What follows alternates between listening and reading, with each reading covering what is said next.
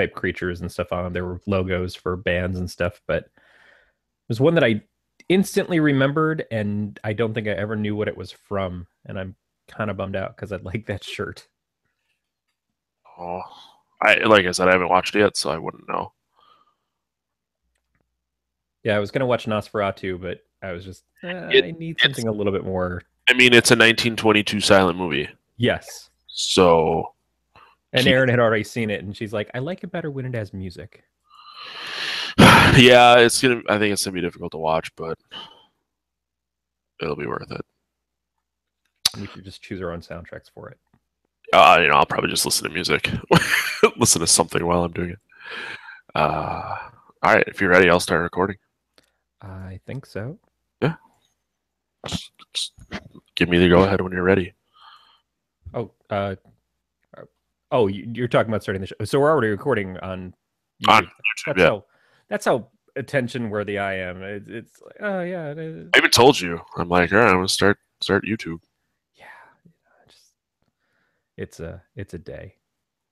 I'm gonna start recording our show now. Yeah, you can do that. Okay. Welcome to the Podcast of Terror, a production of Galactic Netcasts. This is a show where we cover the news and review some horror movies in a fashion in which Corey and I see fit. As always, I am joined by Corey Scott. Corey, how are you doing today? I'm fine. Hopefully, our guests knew what they were getting into, and when they found the Podcast of Terror. Otherwise, J-Date led them very astray. We have a JDate account? I don't know. Maybe I was trying to make one for farmers only. You don't have to be lonely. You can listen to the Podcast of Terror. Exactly. You can find love on the podcast of Terror. I kind of off topic, but I don't know if you watch the show The League at all. I do. When Andre goes on Farmers Only and tries to convince the girl that the EBDBB&B is really his farm. Yes. That was a good episode. It's funny. I just watched it, so it's pretty good this season. Finishing things off, but it's funny to me because we're watching them also kind of make these pitches for the online fantasy football leagues. Yeah. That are in a whole bunch of deep shit right now because there's been massive amounts of cheating between both of them. Yeah, which they stopped in the recent episodes. They stopped hawking those so hard. They stopped hawking those, and I'm also surprised that the lead actor is still on there. All things considered, I mean, I don't know how far ahead these things were filmed, but he's kind of in deep shit too.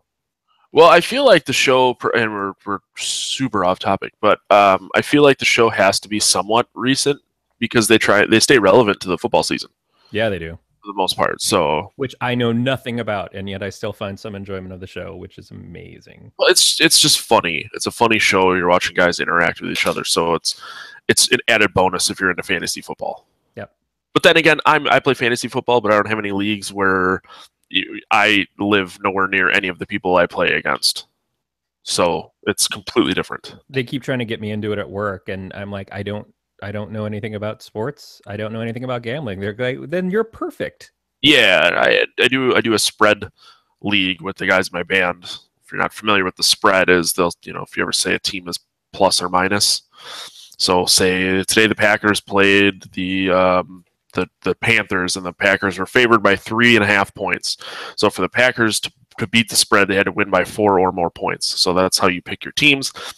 Winner takes $500. So I care a lot about football now, but I'm doing really bad because there's a lot of crazy upsets.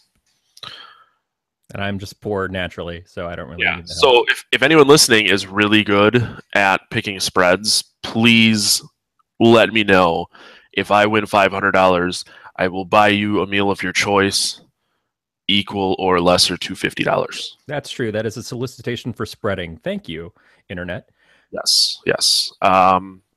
We should probably talk about horror stuff, which sad news. Today. Yeah, very sad news. Literally today. Today, the day that actually it was last night. I shouldn't say that was today, but at just before midnight last night, it was reported that Gunnar Hansen, who is best known for his portrayal of the original Leatherface in the 1974 movie Texas Chainsaw Massacre, died at the age of 68.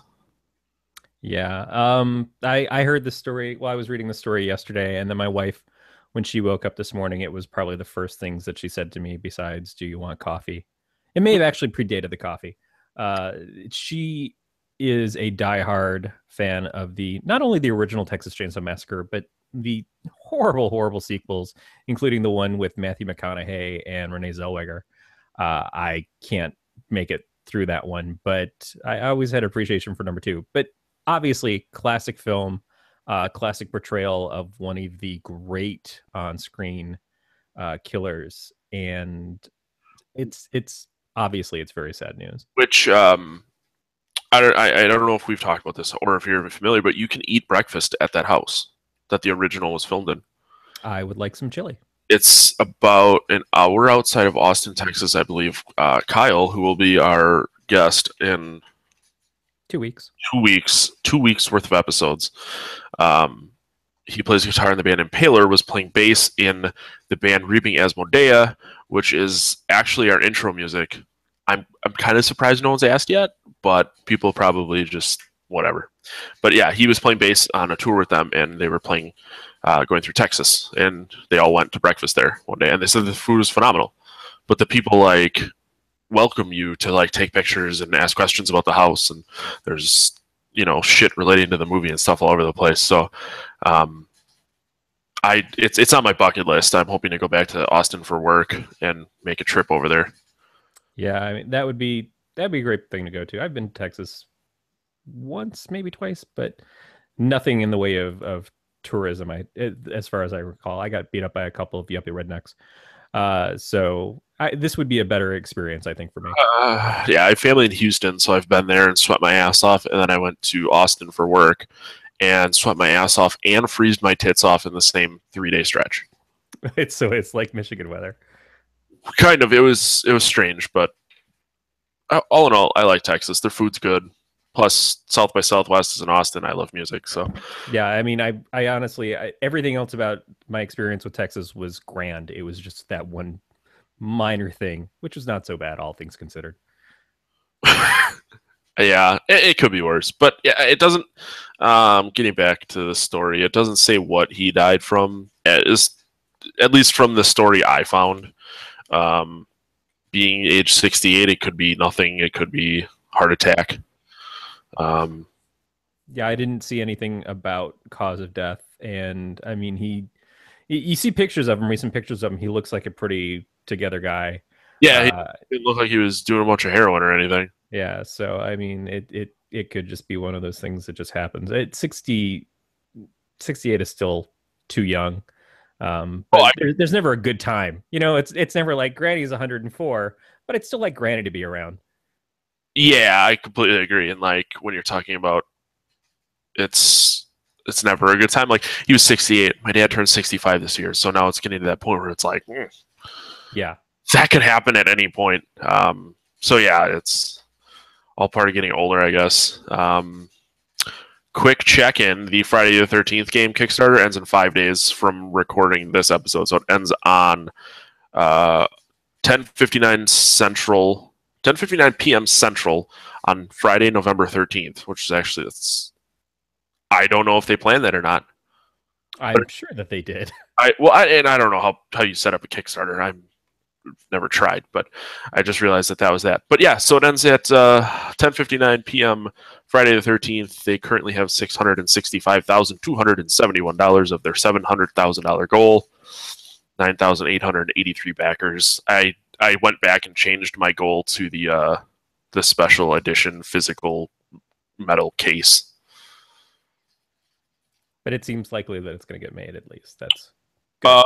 Yeah, there was like 5 days ago when I changed it, they had like just under $600,000. So the fact that you can get $60,000 in 5 days is pretty good, which leads me to believe in 5 more days they should be good. And they're already cranking out like pre-alpha pictures, which is nice. Promising because it says that it's supposed to be delivered next October. Which there was a Kickstarter game I think I paid for in like May of 2012 that I still don't have. Yeah, I have a couple of things like that. I've donated to I think just over 50 Kickstarters, and I've had a lot of stuff pay off, and several things here or there that either have been almost infinitely delayed or just didn't really come to fruition, I guess. And it's fine. It's the chance that you take on a Kickstarter. This one seems so well put together, though, and like you said, they've already got the alpha that they're pushing out. This was more funding probably for distribution and just to have a little bit of extra in the way of having production done. But you can, when you watch the documentary commercial for it, essentially, it seems like they're very on the ball. So I don't see any reason why people wouldn't feel confident in supporting these guys. I completely agree. I also recently found out that there's a horror convention in Chicago, the 21st and 22nd and 20th, 21st, 22nd of November, and like Kane Hodder and Bill Moseley and a couple other people are going to be there, and I'm pissed because I did not plan accordingly, and I cannot go. Yeah. Now, if you'd like to plan accordingly and listen to more of our podcasts, you can check us out at gncast.com. To find out all about the Galactic Netcast. You can look us up on iTunes and Stitcher as well and leave us a little review there. You can also get involved in our community by joining Galactic Collective at galacticnetcast.com or going to our Facebook page at facebook.com/galacticnetcast. You can also leave us some feedback by emailing us at galacticnetcast@gmail.com or leave us a voicemail by calling 805-328-3966. That was a really good transition to that. I'm proud of you. I'm getting better. You're doing me proud. Yeah, Dave keeps saying he alternates his sentences with "You guys are so offensive," and how good we're getting. So, thanks, Dave. I think he just means we're getting good at being offensive. Well, you got to be good at something. Speaking of offensive, the movie we watched this week was the 2013 pile of dog shit Torment, which, when we first talked about this, I had some somewhat high hopes. It showed up on a list of like the top 10 home invasion films, and it's always hard to decide if it's going to suck or not when it's getting a 4.7 on IMDb. Probably not much better on Rotten Tomatoes, but I don't know. And like you watched it last night. I watched it today, and I saw your message today when I got home, just saying how bad it is, and I'm like, oh, it sucks. In the first 5 minutes, I got on Slack on our channel and I said, well, this is already a piece of shit. And in that 5 minutes, we hadn't really gone too far into it. It's mostly the lead-in stuff with the first family. And yeah, it was very not good. Very not good.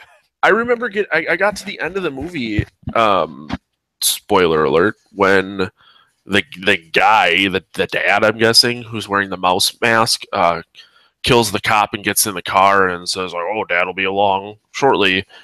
And just remember thinking, like, I don't have a fucking clue as to what just happened. Like, I don't know how they got to this point in the story. And the staples with the bunny mask, like, maybe I just wasn't paying a lot of attention. Well, I think the trick on the audience was that the bunny mask person that you keep seeing, everyone had assumed throughout the film is a child, acts very much like a child, has a childlike height and frame. And when the big guy in the mouse head, Mr. Mouse, gets in and rescues the girl from the cop, little monkey, when he rescues her, he says, Dad is on his way. Now, that entire time, we would have assumed in this crazy home invasion slasher family that he was the dad. I get it now. But the dad was the bunny. And I guess that was a twist. That was their shamalama ding dong of the film. Now, is there going to be another one? It leaves it very open for there to be another one. I don't know that anybody is calling for it from this. This was, I think some people already assume this is a sequel because it looks like so many other of these movies. It seems like The Strangers. It seems like there was a couple other ones like this out there. What was the one with that was actually kind of twisted where the home invaders got kind of beat up by one of the people in the house just last year or something? I don't remember. You're Next? You're Next. Yes. It had that kind of look. Well, I think it was because the animal masks. But yes. I think they stole that from the game Hotline Miami, but that's just me. I don't think anyone's asking for a sequel to this movie. I think they probably banked on there being a sequel. So there's probably a second one written out there, but this probably did so poorly that it's getting shelved or burnt. Well, I mean, it depends on how poorly these things really are rated. If you look at the things that this is compared to, it gets compared to The Den. It gets Which compared to it, the See No Evil movies. These are not giant bankable films. It gets compared to The Town That Dreaded Sundown. which that I could see more than the Den. Yeah, it's just these are the films that it's saying, okay, if you like this, you'll like these other ones, and how big a hits were those in the theaters. It's pretty cheap to put one of these things together. You get a house that has a certain amount of creepy corners to it, and you get a couple of halfway competent actors, and then people to walk around in masks and act like they're stabbing them. The what's her name?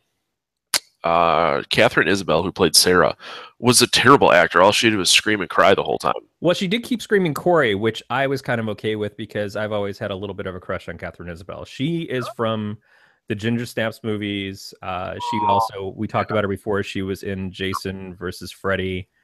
She is very much a horror genre actress. She's done other stuff as well, but she's actually, all in all, I didn't think that she or Robin Dune were bad in this. I think that they probably elevated it from what it would have been with really shitty actors. And I don't think that they were. But again, they were doing the best they could with what was given to them to do.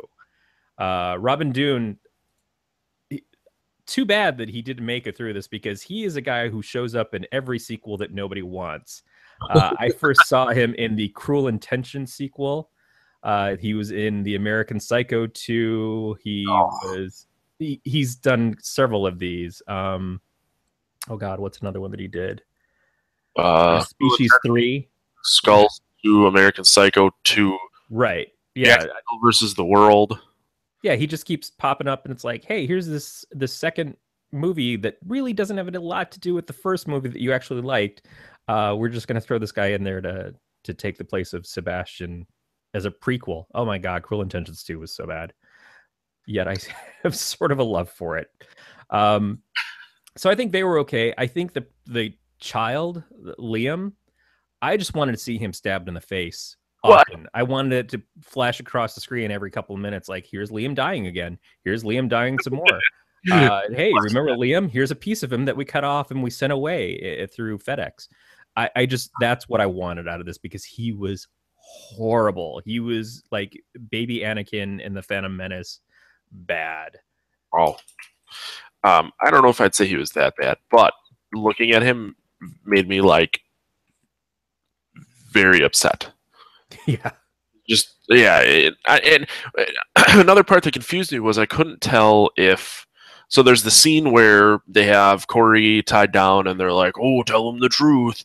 You don't love him anymore." Like they never really go back to that and explain if the dad really does want the kid to die because of the mom dying, and the kid won't accept Sarah. Like they never really revisit that, and I feel like that's probably a pretty big part of the story.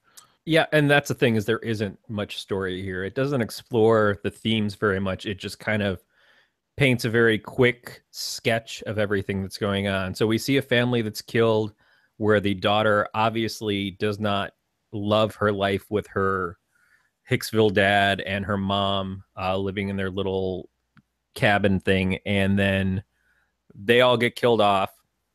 Then we meet this other family who starts screaming in their car right away. That's a great way to introduce characters that we're supposed to care about. And they go to their cabin. The father is apparently widowed, has a son from his first marriage, has just recently met and married his second wife, Sarah. And they are going off to a place that he used to own with his wife before to kind of get away from it all and to bond. But the son hates the whole idea of bonding and doesn't want to be there and keeps kind of accusing I have step parents. I had a horrible example of a stepmother growing up, And then eventually my dad remarried again, and I've got a wonderful stepmother now, and I've got a great stepfather as well. I know what it's like to kind of resent your parents, even if they're good people, just feel that kind of resentment because you're just invading the life of this kid in a way. So I get that. But this kid was just so overboard, terrible, and you couldn't connect with him emotionally, anyways.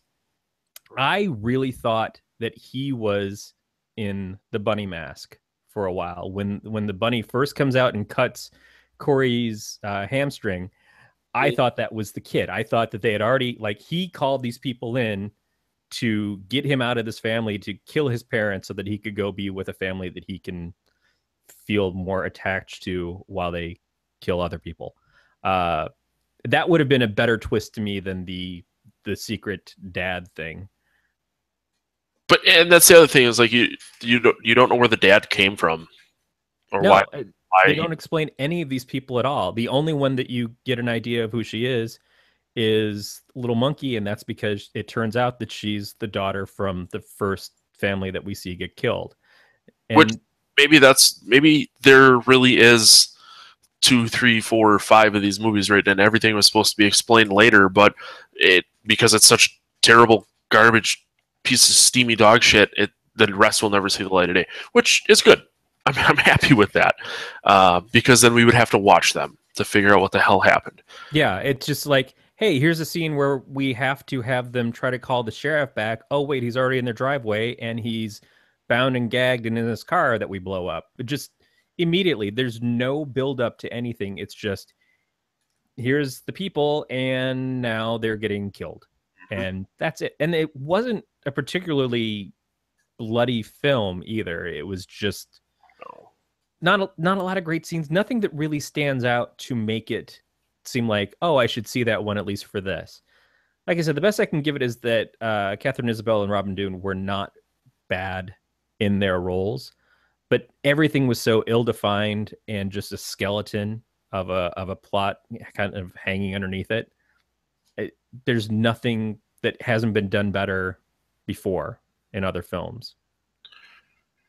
Yeah, I don't really see where they were trying to separate themselves from the rest of the genre of home invasion movies. I'm trying to think some other ones. I've seen Your Next and The Strangers, and the creepy thing about The Strangers was that the people who invaded the house had they had no reason. The people were just home. Yeah. That's what made it actually fucking terrifying. If you've seen The Collector Yes. and those movies, that's another one where it's that kind of thing. But The Collector is kind of cool. It's a little bit like Saw, the Jigsaw character, because he's setting up traps throughout the home. So It's Home Alone meets Saw. right, exactly, or the end of Nightmare on Elm Street. Yes. I at least gave a crap about that. Plus, it had the guy who was in the house who was there to try to rob it, who finds out that someone is there killing people and tries to help them.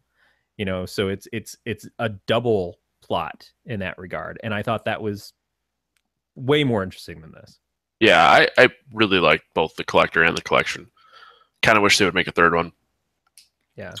I Uh, mean, the only thing that this has that I guess the message was is that at the end of it, Liam realizes that his new stepmother actually really does love him, and uh, that's good because she's pretty much all he has left yeah. as it goes. Yeah, and I guess I don't understand. Like, what's the point of making this big grand gesture at the end of the movie that Liam and Sarah are now friends? You know, Liam has accepted her because his dad is dead through this very traumatic experience. It's left open ended to Yeah. a fault. Like, at least now, a lot of times in horror movies, they write one, and then it just so happens that they want more. So Saw was written as one movie, and it had an end to it. But then people wanted more, so then they were able to expand on the story. This, Nightmare on Elm Street was the same way. Friday the 13th was the same way. Now, I don't know for certain if only one of them was written, but it was made as one movie and then made into a series. I feel like this was the other way around. This was a series that was only one movie. Yeah, we've got a great idea for this new thing with this sick family who's trying to grow their family. That's the other thing is they talk about too is Sarah kills Pig Lady, who is essentially the mom of the family that's invading the home. And so they say, well, we've got to go get another mom now. And so they have a goal in that they are collecting people to be part of their family, which presumably is what they were trying to do with Liam, is that they were trying to get his family to reject him and make him see that he wasn't loved so that he would join up with them. And they didn't win on this one, but it's still their plan. They're moving forward to still go get more people. Right. Which it was a very good play on their part, though, and I will give the movie props on this because they were playing into it's not a broken home, but I mean the mother died and the dad found a new wife very quickly, and the son was butthurt about it. So like, yeah, the murdery family, they played a pretty good card there with trying to, making the dad say like, I don't love you. Because that's a pretty easy situation for that kid to be like, well, maybe he doesn't because my mom died, and all this shit. Yeah. I could be overanalyzing it, but well, I mean, that's the thing, is you have to overanalyze it because they don't express it well enough on the screen. In this, they're supposed to have been hiding in this house before the family even got there to kind of spy on them, and that's how they're getting away with all this stuff. But they're only in the house for a couple of hours before they've already wound up calling the sheriff a couple of times. And when everybody starts to come after them, that doesn't make a lot of sense. If we had explored what they did with the other family a little bit more first, because the mom goes outside, gets killed with the Chekhov's shears, where she's like, here's the shears on the ground. Obviously, someone's going to have to die by these. And then the dad goes and sees his photographs of the family, and his face is crossed off and the wife's face is crossed off, but the daughter's isn't, which is, again, telegraphing what's supposed to be happening. But were they in that house for a long time? Were they watching, and that's how they knew that their daughter Mary was a good candidate for them? They weren't in this house long enough to know that Liam was a good candidate, and it was also very close to the other house, so it didn't make a lot of sense in regards to how they picked him.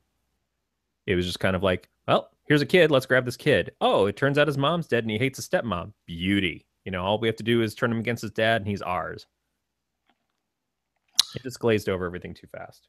It all goes back to the fact that I feel like there's more. There's supposed to be more. Yeah.